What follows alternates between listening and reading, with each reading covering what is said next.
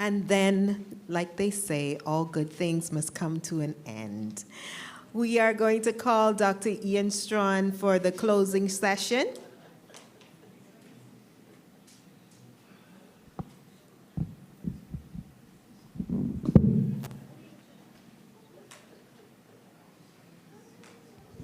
To be super formal, I should have given you a long intro to read.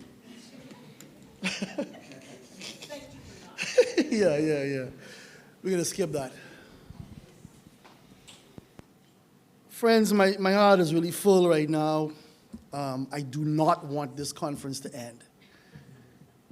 And I've attended quite a few conferences, and I've never felt that way. But I really don't want this one to end, and that's because it's been such a wonderful coming together, and the vibrations have been so good, and I just want to say how much I appreciate all of you, and I'm just going to do a little I can't remember the expression, shopkeeping, if that's the right expression. Just wanted to really just thank all of my UB North team for the amazing support. Mr. Marinade, Mr. Major, Levette Morris, Sandra Dean, Melvin, and thank Michael for their support. I want to thank the wonderful ladies, Ms. Dawn Sargent getting on the plane and coming over, Ariana, all of the folks from physical plant, maintenance team, and janitorial staff, who you don't know all their normal roles, but they have come here and put on their UB Blue, and they're serving all of us, and they're really doing a wonderful job. And I just want to thank all of them so very much. I really appreciate how you supported this. And we want to thank, of course, the Trust for making this space available, which we've been using more and more often since Dorian, obviously.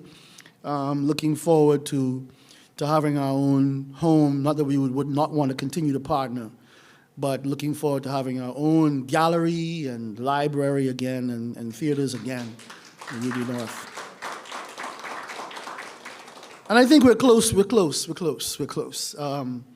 other thing I was thinking, and I don't know how, the thing that I was trying to describe how good this feels, and I remembered that years and years ago with a former professor and mentor of mine, Patty McColas, we started something called the Bahamas Association for Cultural Studies.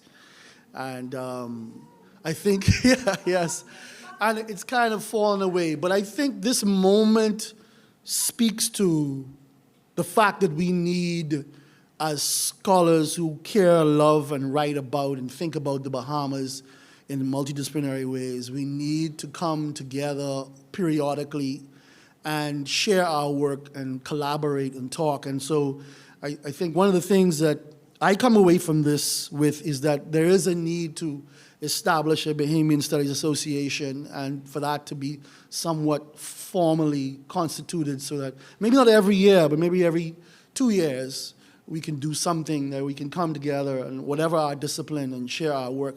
Both the Bahamians abroad, as you saw, there are Bahamians abroad who, they aren't as beautifully located as Erica is right now in Florida to just fly over. They're very far away, some of them across the Atlantic, but they still want to be a part of this conversation. And so that's one of the things I want to say that I will pursue. And of course, as I mentioned, we want to get a publication out of this conference. And so I'm going to leave you for a while, but I'm going to write you all, and hopefully what I'm going to say is sometime in the fall, I haven't made up my mind when, I will send you a deadline by which hopefully you will be able to share what you have. Aaron, I don't know if that was your piece was original to us, but we would love to be able to include your piece as well. It was a wonderful beginning to our conference, and I want to thank you so much for coming and reflecting with us on 50 years. And, Barbados has done that already, I'm sure, right? Yeah, a few years ago, like Jamaica and Trinidad before, and so here we are. Okay. I don't have a written text, but I do have some thoughts I want to share. And I have angrily and maybe irresponsibly titled this talk, "The Babylon System is the Vampire. Plantation, the University, and Intellectual Capture." And I have to admit that I just liked how nervous that might make some people as a title. But I've been thinking about it, and I am obviously like many people, a huge fan of Bob Marley and memorized the lyrics of almost all his songs. And this one comes from the 1979 album Survival. And the lines, okay, I need my glasses. The lines that I'm referring to here, building church and university, deceiving the people continually, graduating thieves and murderers, right?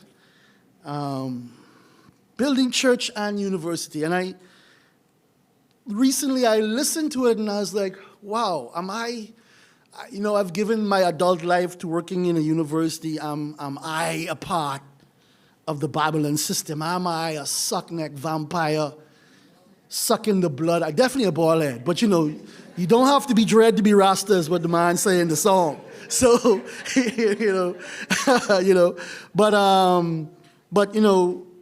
that was a challenge to me, right? So, I've written about the plantation, but this metaphor and this language, of course, from the story, the trials of the people of Israel in Babylon, which Rastafari have adopted and so powerfully and so with so much resonance. We know that the Babylon system, really represents exploit of global capitalism, racism, brutality of slavery, and all of the disjuncture of colonialism. And it speaks to the apparatuses of indoctrination and neocolonialism, right? That legitimize global capitalism and the economic extraction that it has subjected the third world to, westernization, negation of ourselves, replication of the class system, pacification of the people in many ways. And when I think about the Babylon system, what are those institutions? Well, Bob talks about the church and the university, but we could add the school. We've seen that, right? We could add the media. We could add parliament. We could add banks. All of these institutions. We could add the police, obviously, right? and all of these institutions that deny who we are, keep us down, keep things that though slavery has been abolished 100 years later, it sure doesn't feel like it. And we know that so in many ways, right? So many of those issues perpetuate, repeat themselves, reconstitute. And so then I thought about it. Okay, so the church and the university are part of the Babylon system. And I actually think Bahamians, a fair number of Bahamians would be okay with Bob Marley's critique of the church today. I think a fair number, I didn't say all Bahamians, would look and say their posture or their take on the church, that Bob's take on the church rings true, that they will find a lack of moral credibility, predatory behavior, egotism, cult of personality, reactionary conservatism, greed, exploitation of the poor, patriarchy, hostility toward equality, and a resistance to the separation between state and church, and a conservative fundamentalist longing for theocracy. I think many Bahamians today look at the church that way, right? But then do Bahamians look at the university that way? Do Bahamians look askance, and I'm not saying all, but a healthy proportion of the Bahamian population look at their University of the Bahamas the way they look at the church? And I actually don't think so. I think that most Bahamians, even the ones who don't have access to it, although I believe there's a healthy anti-intellectualism in the Bahamas, I want to say that up front. Very healthy, right? But a lot of Bahamians, I don't think they have the same level of ambivalence, that they understand or they have viewed the university as a place that provides access, hopefully to social status, upward mobility. And I want to think about that. Let's think about the creation of the College of the Bahamas. On that occasion, Pinling made some statements about what the university or the college was supposed to be. He also said it would be the university in 10 years. I don't know how many of you realize that. It took a lot longer. But he said on that day in his speech that the university should help the nation achieve its development goals, that it would hopefully produce technically competent people. These are phrases that he used in his remarks. That it would instill in the students social consciousness. So interesting. So he saw the university as a development tool. And it was formed around the same time as some other very important institutions, right? Although I don't think Pinling himself was the intellectual driver of the creation of the university. There's someone here who's a relative of one of the men who actually were the drivers. So respect. But now, so that's what the project of the university was supposed to do in the mind of the leader of the country.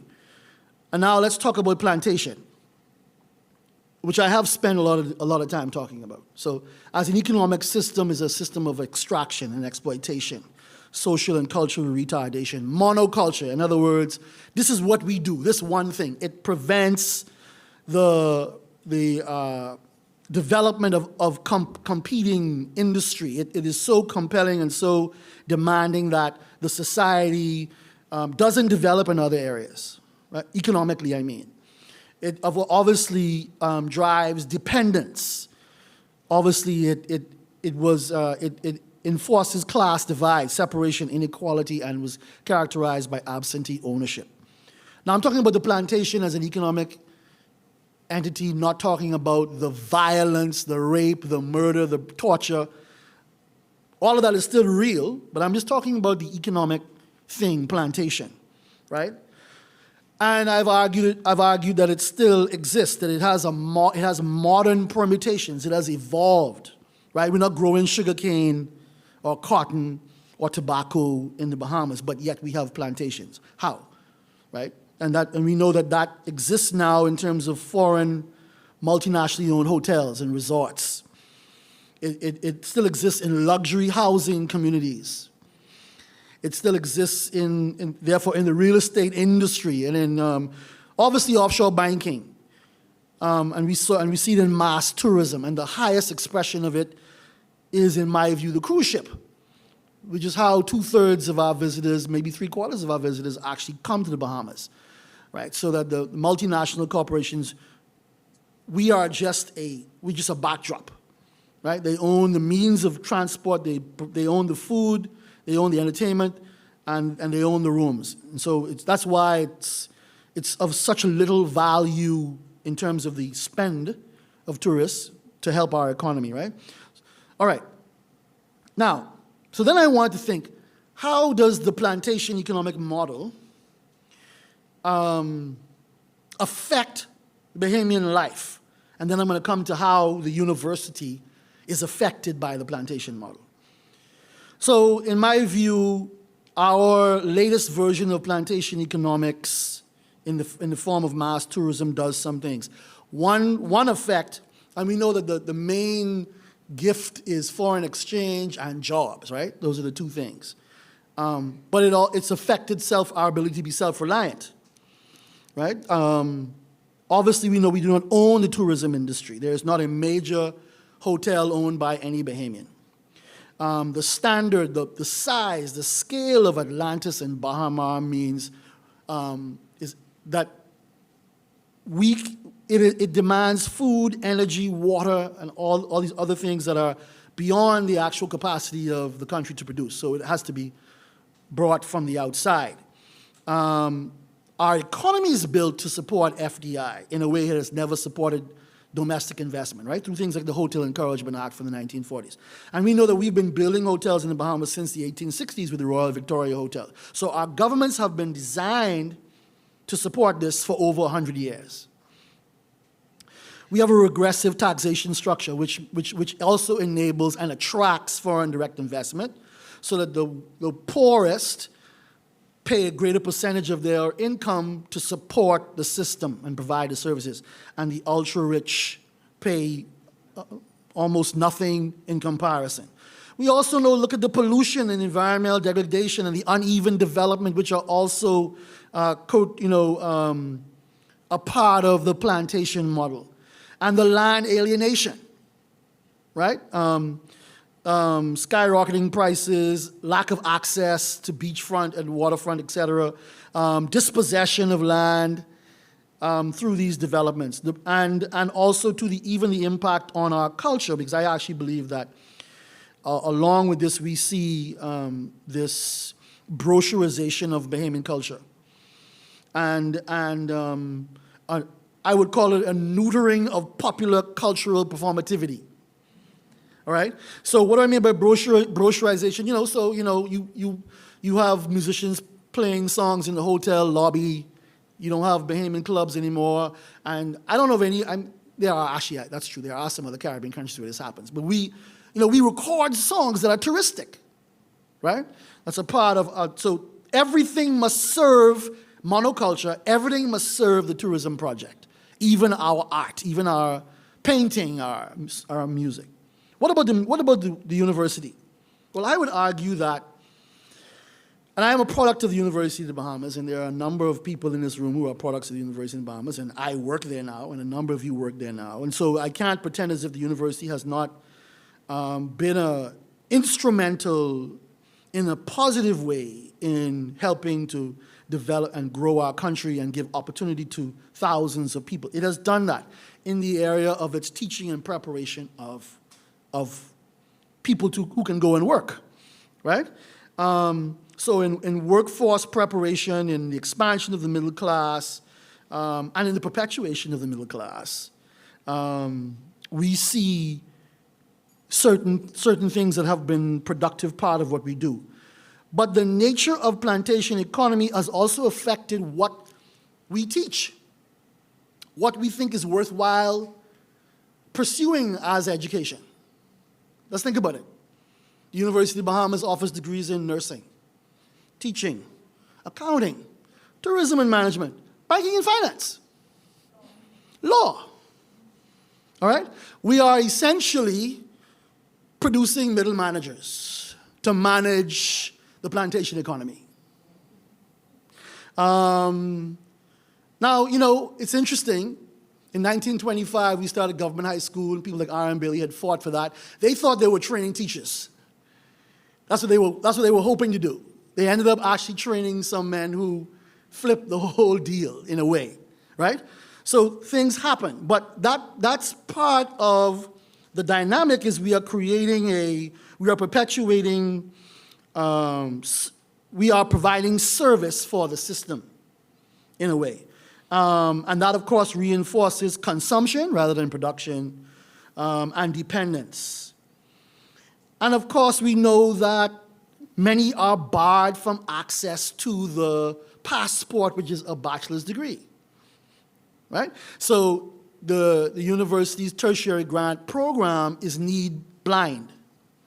So essentially, a lot of people who could pay to come to the university get a free ride. So those are private school, middle class kids get to have a free ride. Whereas the kids who probably went to public school and struggle, who can only get in through college prep, there's no support for them. All right? So we are 50 years in as a nation, and I'm going to identify programs that are either dead, dying, have never existed, never been pursued, or are just nominally in existence. University of the Bahamas, National University of the Bahamas, 50 years. Agriculture. Agricultural economics. Geology. Think about it, because there's been a lot of talk around mining and what is happening. Geology. We've never trained anyone. We're not interested. We're not thinking about it. Marine science. Environmental science. Forestry. After Dorian, tens of thousands of acres of pine were destroyed. The Bahamas salvaged almost not a tree. Think about that.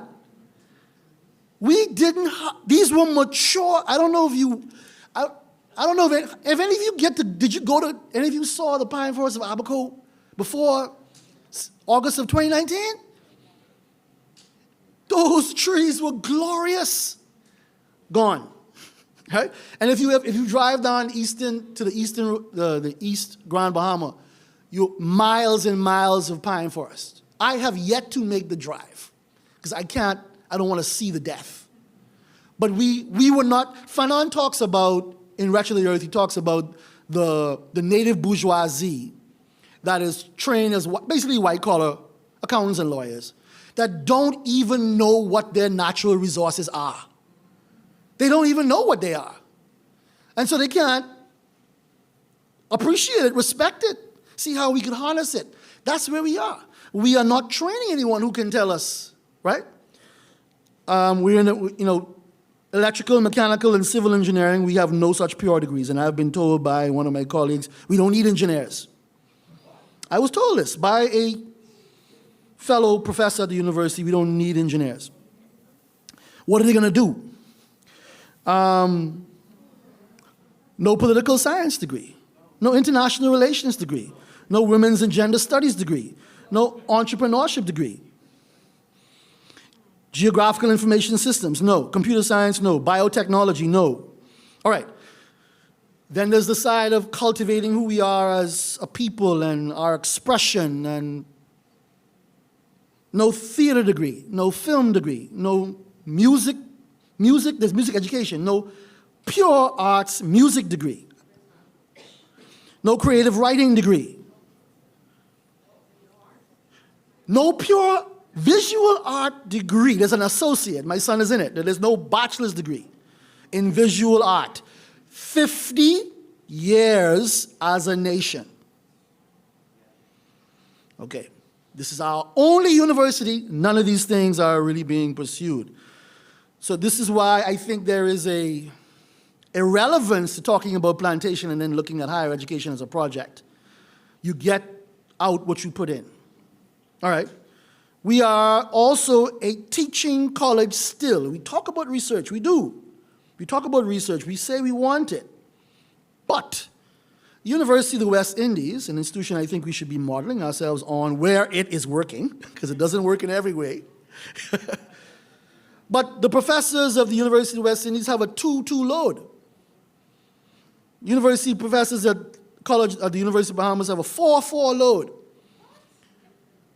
So, and many take on overload. So there are professors teaching 7 and 8 classes a term. You cannot produce research if you're teaching 4. So why would you take on 7, 8? Why? You're doing it because there is a material return. There is a financial return. And there is no perceived return on research. Right?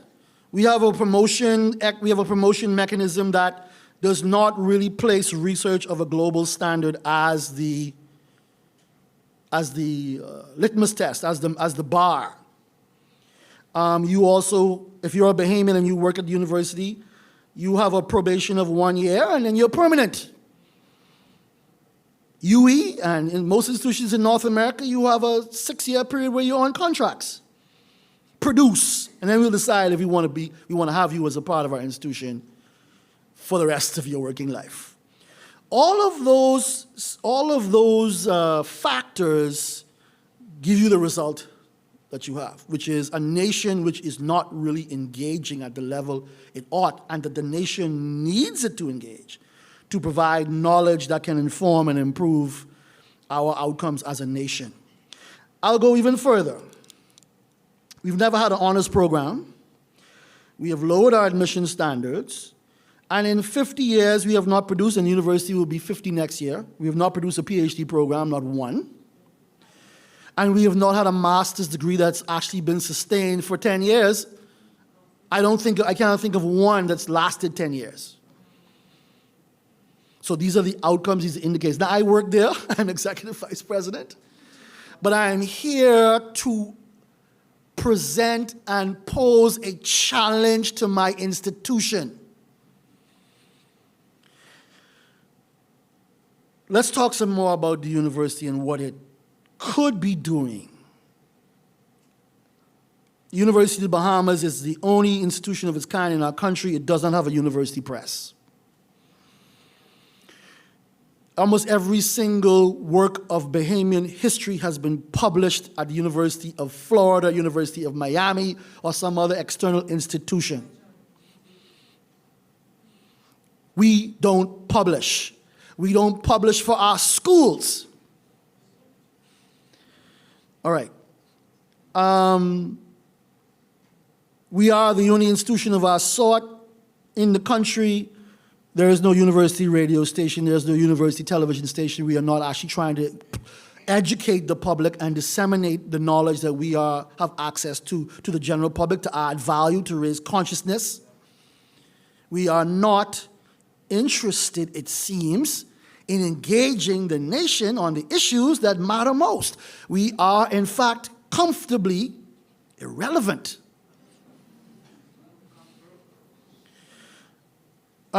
We used to have a student paper. Nico, how much years has that been going? It feels like 10, 15 years since the last time we invited students. No.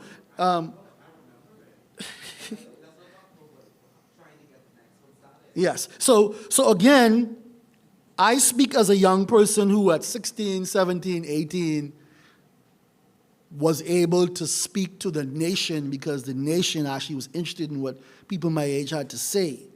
Young people today, nobody really wants to hear what they have to say, and the university doesn't want you to have anything to say because we don't create spaces.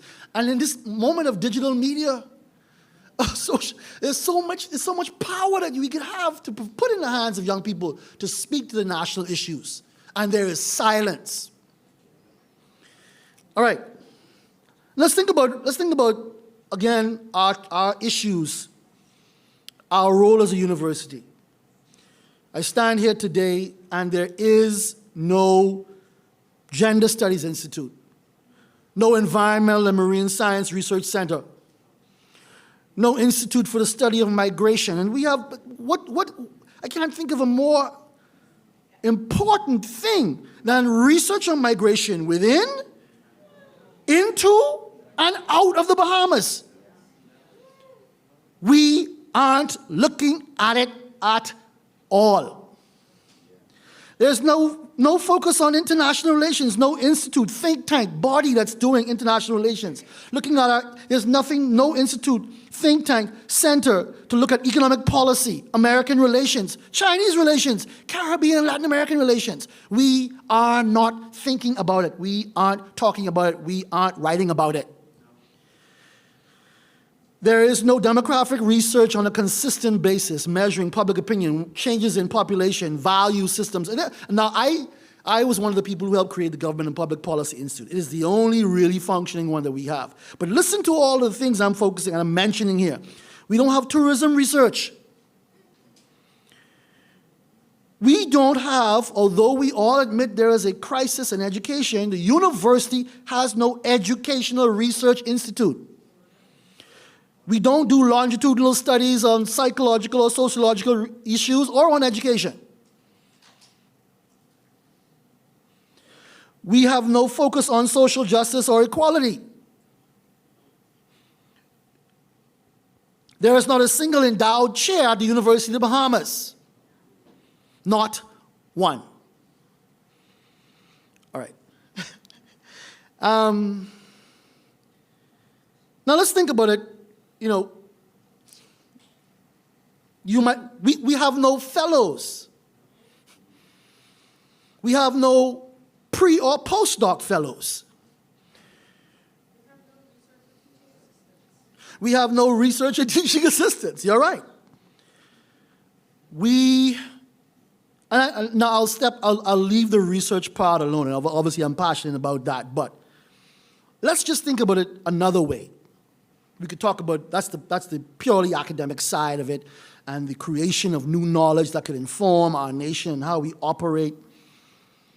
let's just think about it from the practical or applied side. We are supposed to be a development engine, right? We're supposed to be helping solve problems. I am not going into the classroom to teach so you could get a job. I want you to get a job, don't get me wrong. But I want you to help solve problems for your country, right? Okay, all right.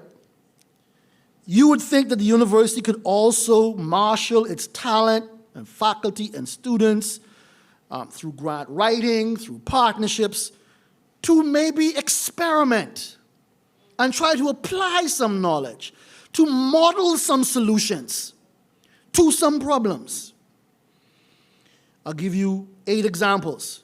Sustainable power generation, recycling, food production, carbon reduction, curriculum development, sustainable innovation and entrepreneurship, water sourcing, use, conservation, business incubation. These are things universities around the world do for their societies, for their communities. All right. We develop a strategic plan. The strategic plan does not speak to what the core values of the university are. And it has little discernible connection to the National Development Plan, as far as I can see. I can stand to be corrected. All right. You might not like the National Development Plan, but it's there. They tried. It's 500 pages long. Check it out. All right. So I'm coming to my end here. The mission of the university, I'm paraphrasing, is to support and drive national development through teaching, research, and service. To support and drive national development through teaching, research, and service. The University of the Bahamas has no office of outreach. In New Providence, we are located on Ponciana and University Drive, right across the street from Bain and Grantstown. What are we doing? What is our mandate where service is concerned, right? I'm very excited that we're back in downtown on the North Campus, and we need to think about that. What is our agenda? How do we become a transformational agent within this community? The Plantation, it is possible to have a pessimistic view and to say that the region as a whole is consigned to participate or consigned to a particular role and place in the world economy and to history. That it may be impossible to overcome our origins of slavery, of plantation, of colonialism. But, and someone quoted him earlier, I'm going to quote Pedagogy of the Oppressed. What is education? He writes, I don't speak Portuguese, Freire, I think the name is. Education either functions as an instrument which is used to facilitate integration of the younger generation into the logic of the present system, or bring about conformity, or it becomes the practice of freedom, the means by which men and women deal critically and creatively with reality and discover how to participate in the transformation of their world. And that is what the University of the Bahamas has to be about. That is what all education in our country should be about. Equipping our young people, our children, whatever age you come and interact with the institution, in transforming our world. How do we do it? The University of the Bahamas needs, well, before I say that, I'll say this. Our nation is at a moment in its 50th year, in my view, where it is starved for vision, where it is starved for voices it can trust. And national life itself is starved of intelligence, courage, and a commitment to the best values. That is my assessment of where we are in year 50. What role can the university play? I think the university can do a great, great work to plant the seeds that can flower and bring forth fruit for the next 50 years. It can be a decolonizing agent for our country. Not just prepare the next generation of middle-class professionals to manage a system where schools are built to fail the people who attend them. A healthcare system where your citizens feel like if you go there, you're going to die.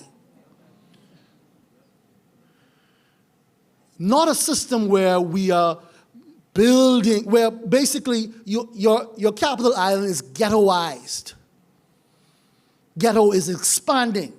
The only place it feels sometimes that isn't ghetto, you can tell it's for tourists because it's nicely paved, well-lit and landscaped.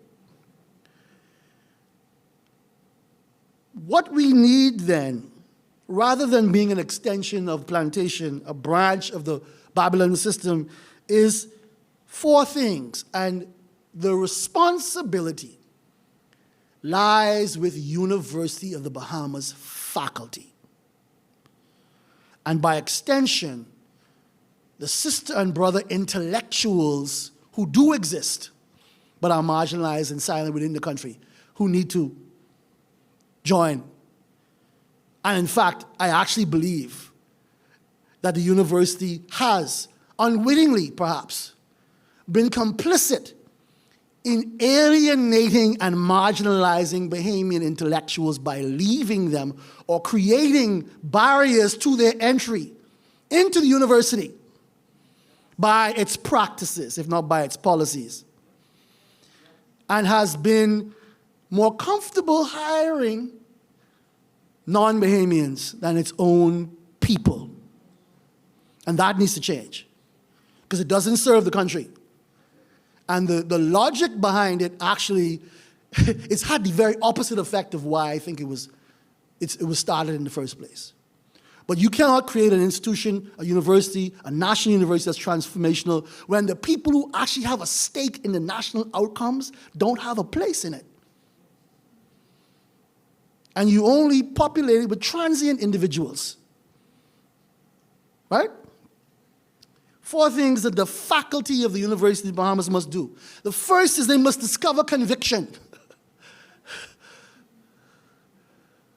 We have to become convicted that there's a problem that we need to solve, that we have to engage in, a struggle that we should be engaged in. Secondly, we must be animated, get up with an intention to do something. Third, we must mobilize. And last, we must lead. The university must be led by its faculty. And say it again, the university must be led by its faculty. They are the talent. They are the ones who are trained at a world-class level, and they are the ones with the knowledge and the vision and the ability. But what we have is a situation where we are in a space of intellectual capture,